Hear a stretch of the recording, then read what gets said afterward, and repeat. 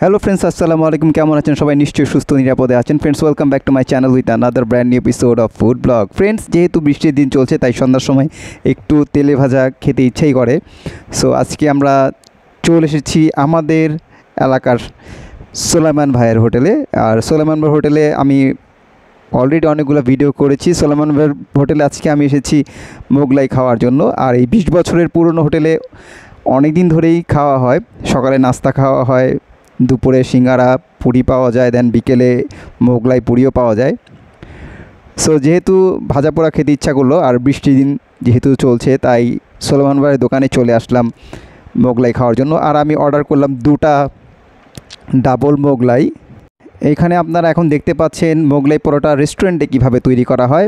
আর friends, যারা চ্যানেলে নতুন প্লিজ চ্যানেলটি সাবস্ক্রাইব করে দিবেন আর লাইক কমেন্ট ও শেয়ার করতে ভুলে যাবেন না।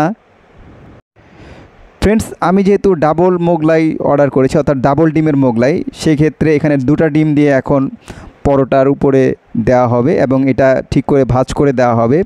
আর এটা ঢাকাই মোগলাই। সো ঢাকাই মোগলাইতে শুধুমাত্র ডিম দেওয়া হয়। আর আমরা যেটা ইন্ডিয়ান মোগলাই পরোটা দেখি সেখানে কিন্তু অনেক ধরনের মোগলাই পাওয়া যায়। বাংলাদেশে বিশেষত ডিমের মোগলাইটাই বেশি পাওয়া যায়।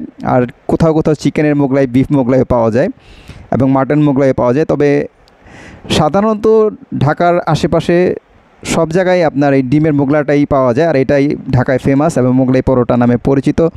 আর ঢাকার এই মোগলাই খাবারটা কবে বাংলাদেশে এসেছে এটা আমার সঠিক জানা নাই। আর অনেক দিন ধরেই বাংলাদেশে এটা প্রচলিত। ফ্রেন্ডস, আর মোগলাই পরোটা কে কে পছন্দ করেন অবশ্যই জানাবেন। দেখতে পাচ্ছেন মোগলাই পরোটা এবং কিছুক্ষণ তেলে ডুবিয়ে থাকার পর এখন উঠিয়ে নেওয়া হলো। আর আমার মোগলাই এখন কাটা হচ্ছে, আমাকে সার্ভ করে দেওয়া হবে মোগলাইটা। আর মোগলাই গরম গরম খেতে হয়, ঠান্ডা মোগলাই কিন্তু ভালো লাগে না। সো আমি 2টা অর্ডার করে বাসায় নিয়ে চলে আসলাম। এখন সার্ভ করে বাসায় নিয়ে চলে আসবো আমি। আজকেও হোটেলে বসে খাচ্ছি না, বাসায় নিয়ে যাচ্ছি। ইনশাল্লাহ আরেকদিন আমি হোটেলের রিভিউ আপনাদের পুরো দেখিয়ে দিব।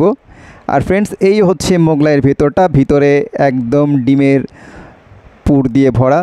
ফ্রেন্ডস, কেমন লাগলো ভিডিওটা অবশ্যই কমেন্টে জানাবেন। Thanks for watching.